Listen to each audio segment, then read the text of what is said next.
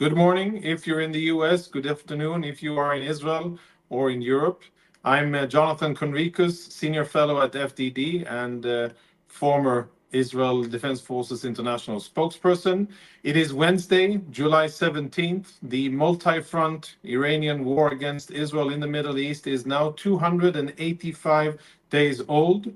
And I am filling in for Jonathan Sanzer for the last time in the immediate future. And welcome, as always, to the FDD Morning Brief. Our guest today is someone that perhaps around the world is less known, but in Israel, a very famous and well-known and respected military analyst and correspondent. His name is Amir Bar Shalom. He's a journalist, a commentator, a news presenter with deep knowledge on security matters, on Iran, war reporting, and counterterrorism. And I'm looking forward to asking him questions about the new Iranian regime and the general security situation in the Middle East as it relates to Iran in just a few minutes. But first, some thoughts. And I've said this to various people across different continents, US, Europe, of course, in Israel, and it bears reiterating again. And I think this is something that Israelis must know, Israeli leaders must be aware of. And it also deals a little bit with what Mark and Yaakov Nagel wrote about 2 days ago in Israeli media. I want to state something that is obvious, but isn't said enough. As long as Israel doesn't change its strategy towards the Islamic Republic of Iran, that entity, Iran, does not have any incentive to change its strategy against Israel. For the last more than 20 years, what Iran has been doing is building a ring of fire around Israel. And that strategy of keeping Israel in almost constant fighting and war is working for Iran, and it is not working for Israel. And until Israel incentivizes the Iranian regime to recalculate the cost ratio, the cost-benefit ratio of their actions, they have no reason to change. And I think that Iran is far more vulnerable to actions by Israel than it appears to. Iran is heavily dependent on the export of oil and petrochemical products in evading sanctions in order to get access to foreign currency. And I think that Israel has the tools, if under a comprehensive strategy, a well thought of strategy, coordinated with its allies, to hold the Iranian regime accountable for its acts of aggression. And I, as an Israeli, don't think that I want to live in a country that is surrounded by Iranian proxies that have free rein to attack Israelis at will, as they did on October the 7th, and as Hezbollah still is doing now. So that's some food for thought. And with that, a few headlines that are also related to this matter. Headline number one. Israeli security services just announced that they uncovered an attempt by Iranian agents to recruit 3 Israeli nationals for subversive activities.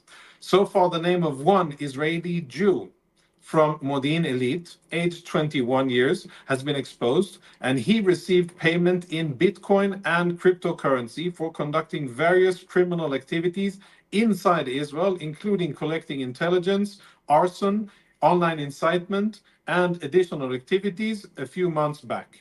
It is unclear whether he or the other Israelis understood that they were being operated by Iranian agents, but it is clear that Iran continues its efforts to show discord, amplify tensions in Israeli society, and create instability in the region and in Israel.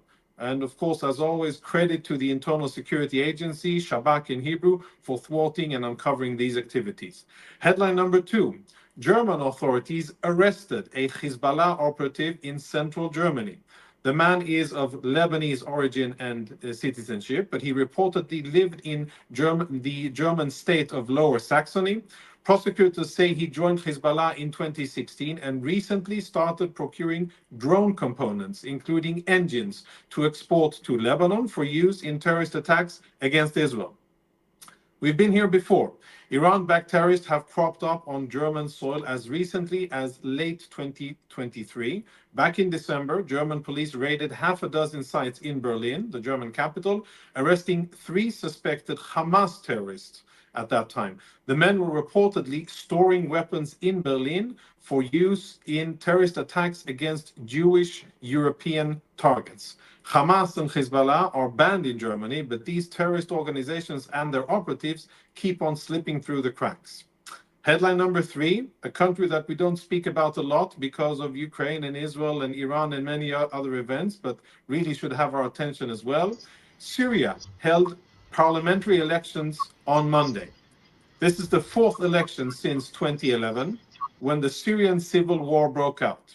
Just over 1,500 regime-approved candidates are competing for 250 seats in parliament. Over 8,000 polling stations were set up in 15 districts across the areas that the regime controls in Syria. We don't know how many eligible voters there are. We don't know what the turnout would be, but I can say that the diaspora Syrians aren't eligible to vote, and of course, the results would be different if they were. That's no small matter, considering that millions of Syrians have fled the country over the decade of war in Syria. None of these statistics really matter, though, because this whole election thing is just a symbolic exercise. They're going through the motions. As with the presidential elections that happened in Iran just a few weeks ago, Syrian elections are neither fair nor free. Bashar al-Assad regime will continue to rule Syria with an iron fist. And this new parliament could even set the stage for Assad to extend his authoritarian rule beyond 2028, which is when he'd be forced to step down under the current term limits. I'm now pleased to introduce Amir Bar Shalom. Amir is a regular voice and face in Israel. He is on IDF military radio in Hebrew Galei Tzahal and Zman Israel, the Times of Israel Hebrew sister news outlet. He is a research fellow at the Institute for Counterterrorism Policy at the Reichman University and an Iran expert and respected military correspondent. I'm very pleased that he's agreed to join us live on the FDD Morning Brief. Amir, welcome. Good afternoon to you. Hello, good afternoon and good morning to our American audience in the States. Great. I'm happy you're with us, and I'm eager to get your insights that are based on many years of researching Iran and following Iranian politics, military activities, their nuclear proliferation, and many other things. And I'll get right to it. You published a piece in the Times of Israel last week where you analyzed the new statements made by the newly elected Iranian president, Pezeshkian. According to your analysis of his statements, it seems as if he is taking a very careful approach towards regional players in the Middle East and towards Europe. Why do you think that is?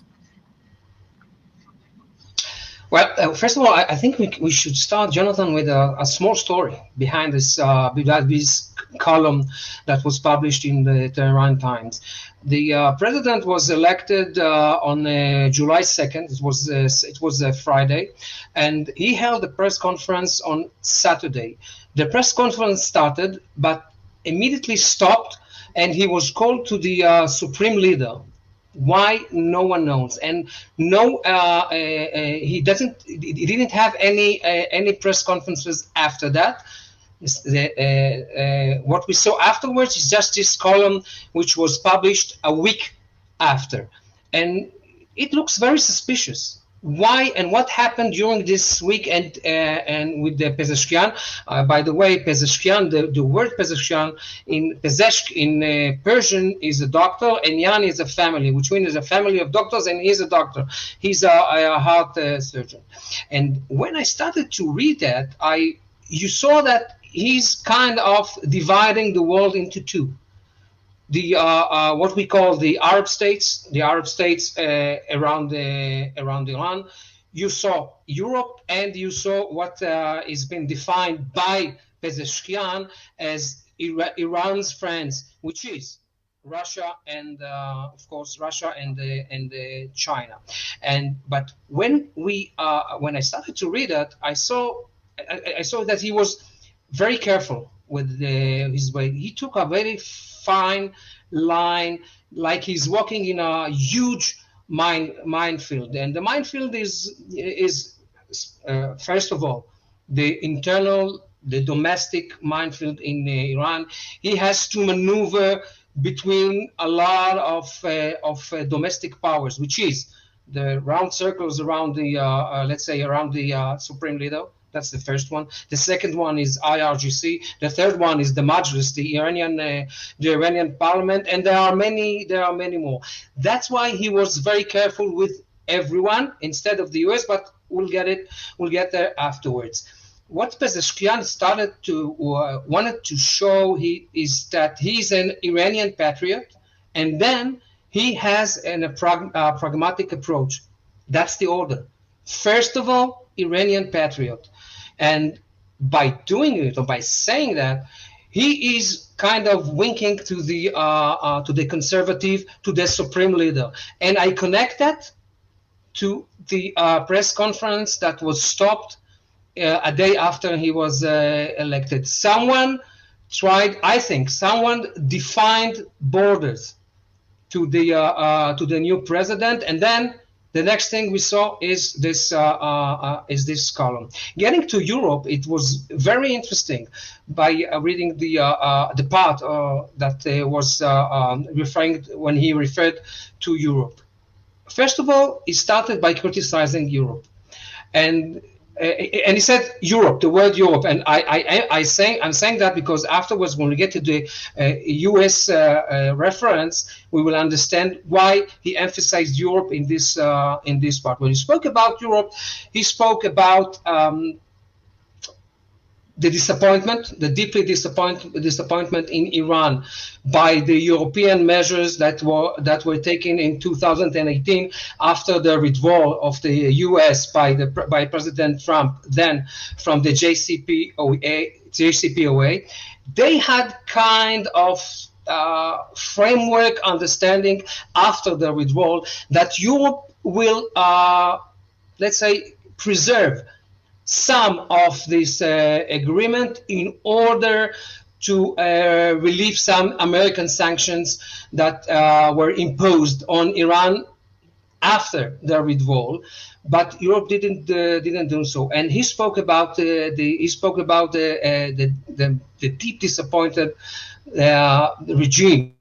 And it's kind of was bipartisan, whether it were the reformists or the ultra-orthodox in Iran. But then he's kind of saying, I'm handing a hand to Europe because we have a lot in common. We can share knowledge with medicine, everything with science, transportation, environment, and he summarized this section by saying, please respect, and I'm quoting, please respect the rights of the Iranian people, don't overlook us. And I see that as a positive approach, because when he says that, it means that he wants Europe. And if he says that he wants Europe, it says some other thing. He's opposing the US. It looks like he's trying to stick a wedge between Europe and the US, and it looks like a strategy. Look, maybe it's very early to speak about this strategy, but that's what I understood from this op-ed. And I will quote you one more sentence, one more phrase from this column, because it's very. It speaks about Persian pride, and if Persian pride is going to play a major role in the future negotiation between Iran, the new regime between Iran, US, and Europe, we should take it under consideration. And he says that stop being self-arrogated moral supremacy coupled with manufactured crisis. And that's very. I understood that he's referring to the US, and he's trying to, as much as he can now, to divide this. I think this front between the US and Europe. Although I think this front is not united. It's not united lately. maybe the Europe is playing now the opposite role. Europe is much more determined to impose new sanctions on Iran than the current administration by Biden. Yes, we've seen that, and it is in that light that we've seen European countries more, I would say, hardline intention towards Iran than what the Americans are or have been in the current months. It's interesting that he chooses this line of rhetoric towards Europe, and you insinuated that the line of rhetoric against the US is much harsher. Do you think that this is indicative of a future Iranian policy against the US in the region? I'm sure of that. I'm sure of that they will try to divide this front between the U.S. and Europe. And speaking about the U.S. approach, his U.S. approach, and you see everything when he spoke about Europe, he started with a negative and then changed to the positive. When he spoke about the U.S., it was only negative. It was only negative, and it was very interesting because when he spoke about the U.S., he didn't mention Europe.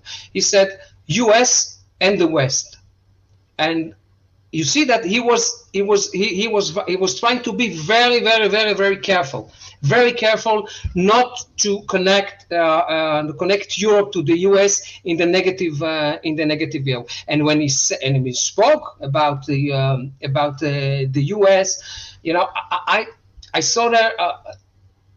You see that he's trying to play, let's say, a very hard role position towards any future negotiation that is going to be held with this regime. And let's say there are some talks behind the scene. Greg McCork spoke with not with this president, but with the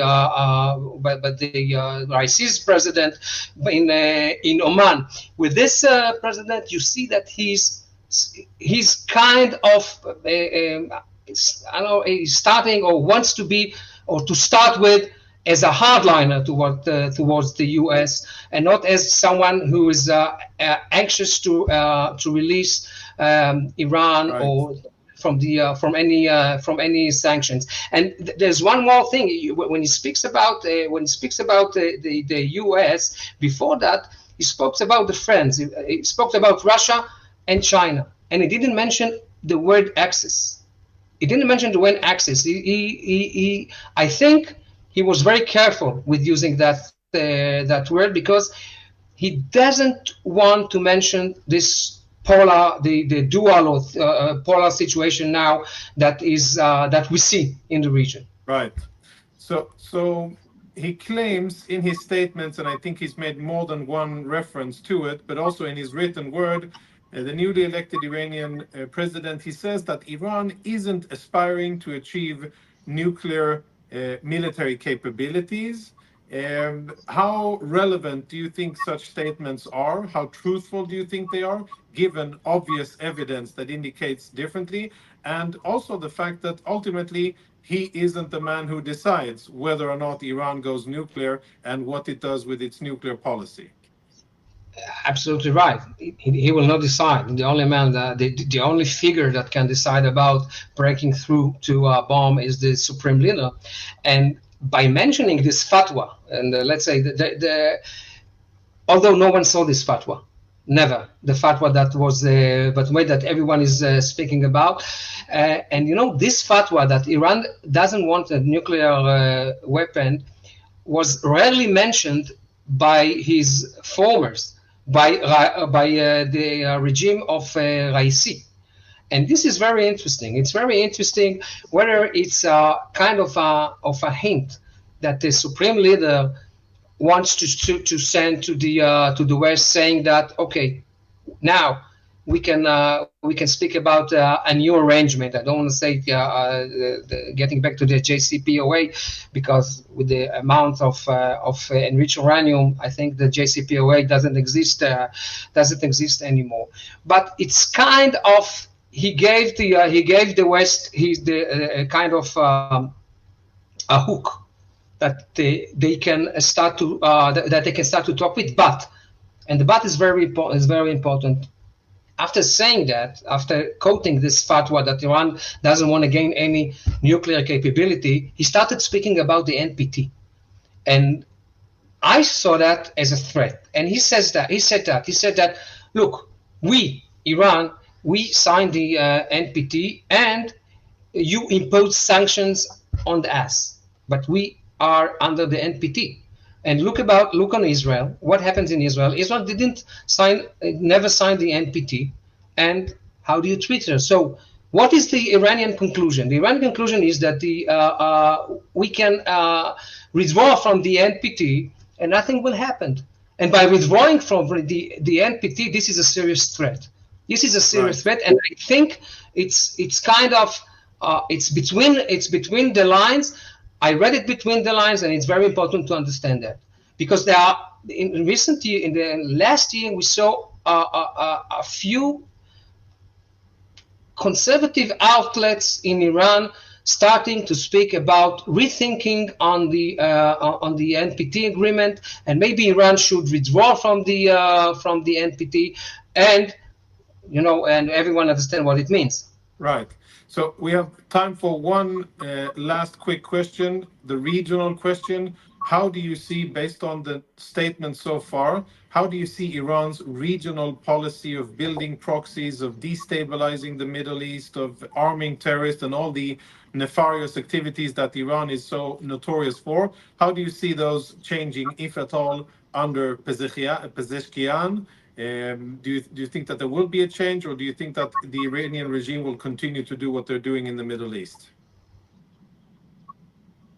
I don't think so. I think that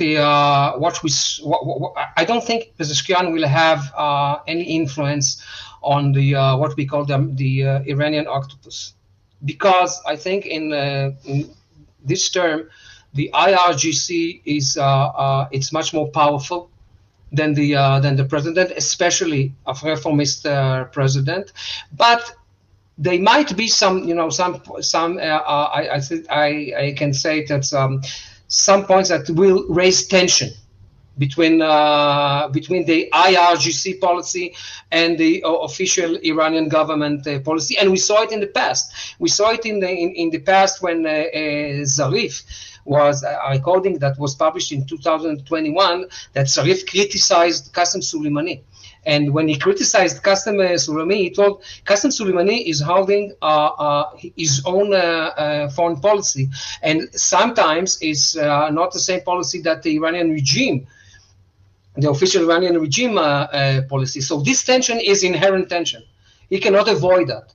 But what we see is kind of, when I see Pezeshkian now, maybe because he doesn't have a cabinet yet. But you see that he's afraid of, I don't want to say being afraid, but he's blinking to the IRGC. He, his last official visit before the election was in Qasem Soleimani's grave. In the column, he says that the Qasem Soleimani is a world hero because he fought ISIS for the world, and you see those, and he's a reformist. So allegedly. You see that he's very careful. He's very careful when it comes to the IRGC, and I think by saying that, we can understand that he will not confront the IRGC, especially not in the beginning of his presidency. Thank you, Amir. Thank you for those insights. You leave us with a lot to think about, both in terms of Iran's nuclear program, its diplomatic handling with the US and Europe, things related to Israel, regional proxy terror, etc. And I'm sure that you will keep following and updating about it, and I look forward to hearing from you about it. Thank you for being on the FDD Morning Brief. Okay, with that, a few updates about what FDD has on tap for you today. FDD's Max Maislish is out with a new analysis on the challenges posed by the Nicolas Maduro regime in Venezuela. As that nation prepares for an unpredictable presidential election later this month, Max argues that Western powers ought to revamp their sanction strategies to significantly disrupt Maduro's corrupt financial channels. This would promote transparency and democracy while implementing a strong deterrent against authoritarian abuses worldwide.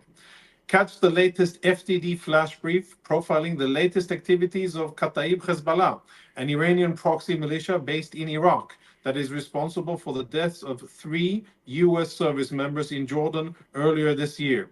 The terrorist group is not just targeting Israelis and Americans. They issued a statement this week threatening Saudi Arabia.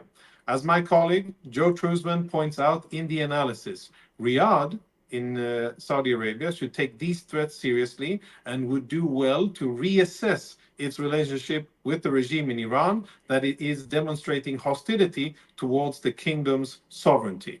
And finally, FDD founder and president Cliff May sat down with Rear Admiral Mark Montgomery and Bradley Bowman on the latest episode of FDD's Foreign Policy to reflect on NATO at the age of 75 years. They discuss how NATO is holding up since its founding, what else it should be doing, and whether it is adequately addressing Moscow's alliance with Beijing and Tehran. I encourage you to give it a listen wherever you prefer to get your podcast. And before we close this episode out, I do want to address a slight slip up that I had in the last episode I hosted on Wednesday. Of course, the name of this show is the FDD Morning Brief, and it's a good opportunity to remind our viewers around the world what FDD is. The Foundation for Defense of Democracies is a non-partisan research institute focused exclusively on national security and foreign policy. FDD is a proudly independent organization and institutionally has never accepted foreign government funding or any direction from any foreign individuals. The independence of FDD and its leadership is something that I personally admire and what I believe makes it such an effective organization at what it does. For more info on FDD and our work, you can check out our website at fdd.org and check out our YouTube channel and follow FDD on X and to catch all of our FDD Morning Brief episodes, interviews, and video content. It's been a pleasure filling in for Jonathan Chanzer over this week. You, I'm sure, will be thrilled to see him back on Friday, hosting as usual. And I look forward to seeing all of you again on the various FDD platforms. Until then, be safe and thank you for watching the FDD Morning Brief. Thanks for watching. Drop a comment below. Don't forget to like, share, and hit subscribe to stay updated with our latest content. Until next time, stay informed and inspired. This is Dejobnik signing off.